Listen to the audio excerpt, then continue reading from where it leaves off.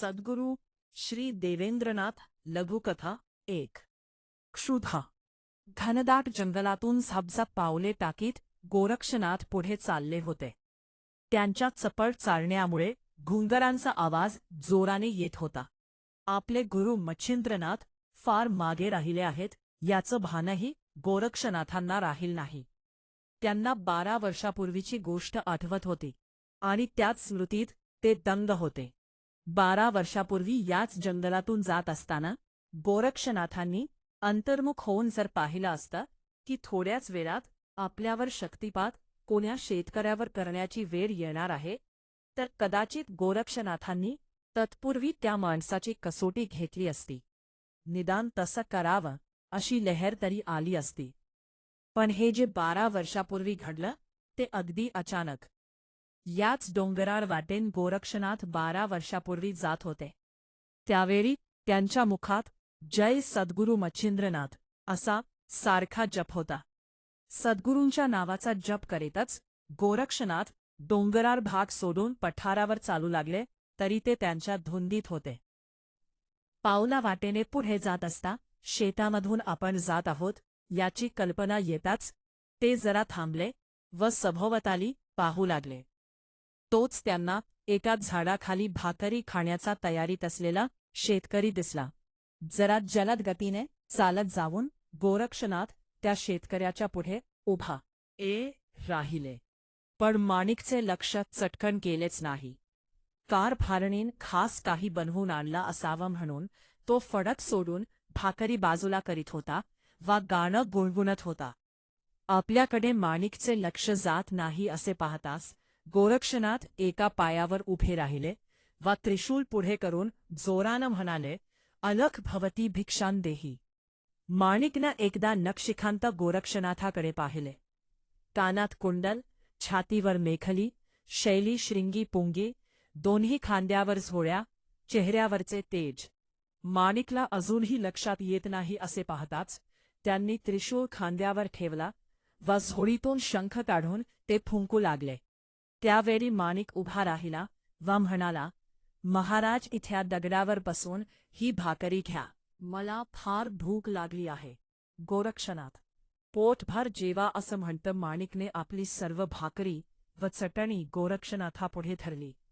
गोरक्षनाथांनी भाकरी खाण्यास सुरुवात केली. गोरक्षनाथ भाकरी खात असताना बऱ्याच वेळी चविष्ट चटणीची वाखाणणी करत होते. तरी पण माणिक शेतकरी शांतपणे बाजूला उभाच होता. गोरक्षाच जेवण झाल्यावर हात धुण्यासाठी पाणी भांड्यात दिलं. पाणी पिऊन झाल्यावर क्षुधा शांत झाल्याचं गोरक्षाने ढेकर देऊन सूचित केले. गोरक्षनाथ झाडाखाली तिथं न बसता पुढे जाण्यासाठी निघाले. त्यावेळी त्यांनी माणिक शेतकऱ्यास म्हटलं, तुझं नाव काय बाबा? माणिक. माणिक, तुला काय हवं ते मागून घे. मी तुझ्यावर प्रसन्न आहे. माझी क्षुधा शांत केल्याचं सर्व श्रेय तुला आहे. बोल, काय हवंय तुला? त्यावेळी जरा रागाच येत माणिक शेतकरी म्हणाला, महाराज, पुढे जा आता. आपली क्षुधा शांत झाली ना? बस, माझा धर्म मी केला. आम्ही तर पुढे जाऊच, पण तुम्हाला काहीतरी देऊन जाऊ. आपण मला काही देणार? जोरजोरानं माणिक शेतकरी हसू लागला. काही नव्हे, तू जे मागशील ते. मी मागीन ते. जोरात हसत माणिक म्हणाला, महाराज, आता पुढच्या मुक्कामी जाऊ. स्वतःची क्षुधा भागविण्यासाठी दुसऱ्याकडे भीक मागणारे तुम्ही मला काय देणार? पुन्हा उपहासानं माणिक हसला. माणिक, तुला जे हवं ते मी देन. इथे पृथ्वीवर जे नाही ते देखील आणून देन. तू गोरक्षाच्या यौगिक सामर्थ्याला ओळखलं नाहीस. ओळखलं महाराज. स्वतःची क्षुधा भागवण्यासाठी दुसऱ्याकडून भाकरी मागणारा गोरक्ष मला काय देणार ते मी चांगलंच ओळखलं आहे. आता शब्द वाढवू नका आपला. पुढच्या मुक्काम गाठा. माणिक, आम्ही तुला असं काही देऊ जे आजपर्यंत तुम्हाला मिळालं नाही आणि पुढे काही मिळालं नाही. महाराज, आपण फार मधुर बोलता, पण मला काहीच नको. मी आहे त्यातच सुखी आहे. आपल्या दुसऱ्या वेळच्या क्षुधेचा बंदोबस्त करण्यासाठी आता पुढील मुक्काम गाठा. माणिकचे हे उपहासाचे बोल ऐकून गोरक्ष क्षणिक रागावले, पण त्याच्यामधील भूतदया पाहून त्यांनी ठरवले की ह्याला आताच ब्रह्म दाखवू व सनात करू. झोळीतून भस्म काढून गोरक्षनाथांनी ते मंत्रल व ते माणिकच्या कपाळी लावलं. माणिकने शांतपणे डोळे मिटले. थोड्या वेळानं गोरक्षनाथांनी त्याच्या डोक्यावर हात ठेवला व शक्तिपात केला. तत्क्षणी माणिक झटकन उठून उभा राहिला. त्याच्या सभोवती असलेली शेती त्याच्या दृष्टीआड झाली व तो भावावस्थेत जाऊन चराचरी जे ब्रह्म आहे त्याची अनुभूती त्यानं घेतली. ह्या अशा अवस्थेत बराच वेळ राहिल्यावर त्यानं डोळे उघडले व पाहिलं तर गोरक्षनाथ माणिककडे पाहून हसत होते.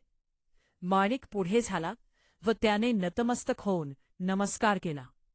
त्याला जवळ घेऊन त्याचा कान फुंकला व मंत्र दिला. माणिक सनाथा झाला. गोरक्षनाथांचे पाय धरून म्हणाला, महाराज आता पुढे काय? इथेच असं उन्हात उभे राहून तपाचरण करा. गोरक्षनाथ हसत म्हणाले, आम्हाला जे द्यायचं होतं ते दिलं. आता सांभाळणं आपल्या हाती आहे. नाही महाराज, आपली ही कृपा तपाचरणातही असावी. आदेश आहे. मग आत्ताच सुरुवात करतो. इथं या झाडाखाली बोला कसं सुरू करू. माणिक, तपाचरण हे बोलण्याइतकं सोपं नाही अथवा कोणाची क्षुधा शांत करण्याइतकं साध्य नाही. महाराज, आपण आज्ञा द्या. तर मग रहा इथेच उभा. हात वर करून सूर्याकडे सतत पाहात व जो मंत्र दिला आहे तो सतत जप करीत रहा. खंड पडल्यास तपोभंग होईल व प्रवृत्तीचा क्षय होईल. ठीक आहे. आज्ञा गुरुराज.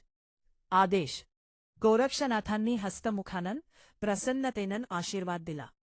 माणिक उभा राहिला. त्यानं हात वर केले व सूर्याकडे टक लावून मंत्र गुणगुणू लागला. काही वेळानं तो पूर्ण समाधीस्थ झाला. त्यावेळी गोरक्षनाथ उठले व झाडाखाली सोडलेला नांगर त्याच्या हाती ठेवला. नांगर दोन्ही हातानं वरच धरला गेला होता. डोळे सूर्याकडे पाहत स्थिर होऊन मिटले होते. देहभान हरपून माणिक तपाचरणी लागला होता.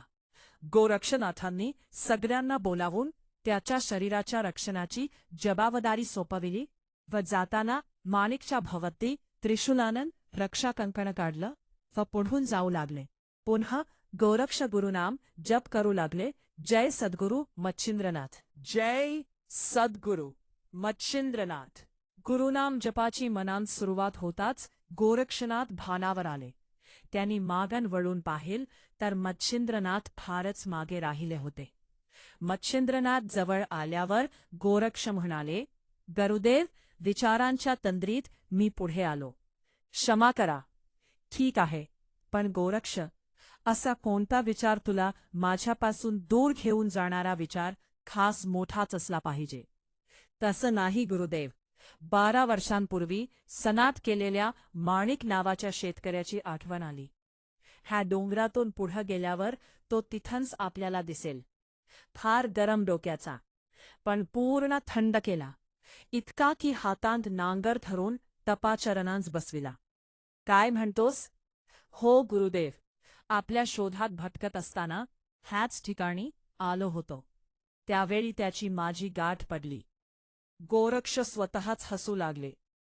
त्यावेळी त्यांनी घडलेली माणिकची सर्व कथा गुरुदेवांना ऐकवली. कथा ऐकून मच्छिंद्रनाथही हसू लागले. दोघं जोरानं हसत वाट चालत होते. तोच गोरक्षांचं लक्ष झाडाकडे गेलं. तो पहा माणिक, एक तपस्वी. हा तर दिगंबर झाला. मच्छिंद्रनाथ म्हणाले. अवधूतच आहे तो, गोरक्षनाथ म्हणाले व त्याच्याकडे झपपझप पावलं टाकीत जवळ गेले व माणिकला पाहून डोळे अश्रूंनी भरून आले. काय झालं गोरख, तुझ्या डोळ्यात अश्रू? मच्छिंद्रनाथ म्हणाले. गुरुदेव, अश्रू पुसत गोरक्षनाथ म्हणाले, पहा किती क्रिश झालं आहे शरीर. नुसती काष्टन राहिली आहेत. ऊन पाऊस वारा याची तमा न करता तपाचरणानं माझं पारस कसं झालं आहे गुरुदेव. हां गोरख, तुझ्यातील गुरुत्वाचा प्रेमळ उमाळा पाहून आम्ही संतुष्ट झालो आहोत. प्रत्येक गुरुला आपला शिष्य पारसासारखा वाटतो. किती मायावी प्रेम असतं गोरख, मग का हसायचं आपण गृहस्थी मायाला? क्षमा करा गुरुदेव, पण गृहस्थी मायेत आणि या मायेत फरक आहे. ही योग माया आहे, ती चराचरी व्यापली आहे. मग ती कोणती माया आहे की जी गृहस्थीजवळ आहे? ती भोग माया आहे गुरुदेव. हजर जबाबी आहेस गोरख, मला काय बोलून देणार? तसं नाही गुरुदेव, तुमच्याच मुखानं मी बोलतो. तुमच्या ज्ञानानं मी वाढतोय, तुमच्या कृपेनं मी हा तपस्वी निर्माण केला आहे. आपण परब्रह्म आहात गुरुदेव. गोरक्षनाथ भावनावश झाले. त्यांनी मच्छिंद्रनाथांचे चरण धरले. उठ बेटा गोरख, पुस ते तुझे डोळे आणि तपामधून ह्याला जागन कर. कोणत्या नावानं जागन करू गुरुदेव? डोळे पुसत गोरक्षनाथ म्हणाले. पूर्वचरिताची कथा ऐकून व आता स्वतः समोर ज्या स्थितीत आहे ती पाहून ह्याला अडभंग म्हणून म्हणणं योग्य आहे. अडभंग म्हणूनच हाक मारतो गुरुदेव. गोरक्षनाथांनी झोळीतील भस्म अभिमंत्रून त्याच्यावर फेकले व 3 वेळा टाळी वाजवून हाक मारली. अडभंग, जागा हो, मी तुझ्या गुरु तुझ्या पुढे उभा आहे. थोड्या वेळानं अडभंग डोळे हळूहळू उघडू लागला. त्यानं संपूर्ण डोळे उघडताच समोर गोरक्ष दिसले. त्यांना पाहताच अडभंग भावनावशाहून म्हणाला, गुरुदेव, जय सद्गुरू गोरखनाथ. अडभंगानं गोरक्षाचे पाय धरले व गुरुभक्तीनं अश्रूंनी पाय धुवून काढले. गोरक्षनाथांनी त्याला प्रेमानं जवळ घेतले व म्हणाले, बेटा, किती कृश झाली तुझी प्रकृती. तपानं सारं शरीर खाऊन टाकलं. गुरुदेव, शरीराचं काय विशेष, आता आपला लाभ झाला. मला सारं काही मिळालं. आपले शरीर हे माझंच शरीर आहे. वा, अडभंगीनाथ, छान. अद्वैताचा पगडा छान आहे. मच्छिंद्रनाथ हस्त म्हणाले वे त्याच्या जवळ आले. ही आपलीच कृपा. अडभंगीनाथांनी मच्छिंद्रनाथांचे चरण धरले वे दर्शन घेतलं. बेटा गोरख, तुझ्या योगमायेतून अडभंगीला यौगिक काया देऊन ह्या तपाने क्षय झालेल्या कायेचा पूर्ण क्षय कर. आज्ञा गुरुदेव. गोरक्षनाथांनी झोळीतून भस्म काढले. मच्छिंद्रनाथांचे दर्शन घेतलं. भस्म अभिमंत्रून माणिकच्या कपाळाला लावलं. क्षणार्धात क्षय कायेचा नाश होऊन तेजस्वी यौगिक काया माणिकला प्राप्त झाली. त्या कायेकडे पाहत गोरक्षनाथ म्हणाले, माणिक, माझी तो 12 वर्षापूर्वी कायेची क्षुधा शांत केलीस. आता तुझी मी तपक्षुधा शांत केली. भिक्षा मागणाऱ्या गोरक्षाजवळ तपक्षुधा शांत करण्याची किमया गुरुकृपेने आहे ह्याची खात्री झाली का? क्षमा करा गुरुदेव, मी पूर्वजन्माचं सारं विसरलो. फक्त इतकंच आठवतं की आपली कृपा हेच माझं सर्वस्व होतं. आपली कृपा हेच माझं सर्वस्व आहे. गोरख बेटा, हा खरोखरच अडभंग आहे. छान बोलतो.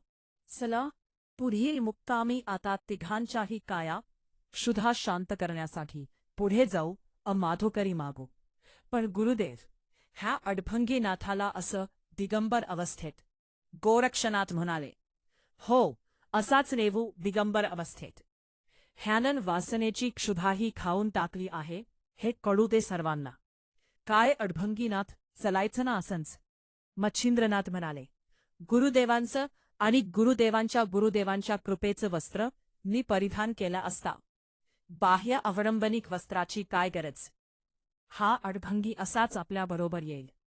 जय सद्गुरू गोरखनाथ, जय सद्गुरू मच्छिंद्रनाथ. अडभंगीनाथांनी पुन्हा गोरक्षनाथांचं मच्छिंद्रनाथांचं दर्शन घेतलं. तिघाही मन मोकळेपणानं हसत चालू लागले. लेखक सद्गुरू श्री देवेंद्रनाथ. संदर्भ सद्गुरू श्री देवेंद्रनाथां यांच्या अलख निरंजनमधून.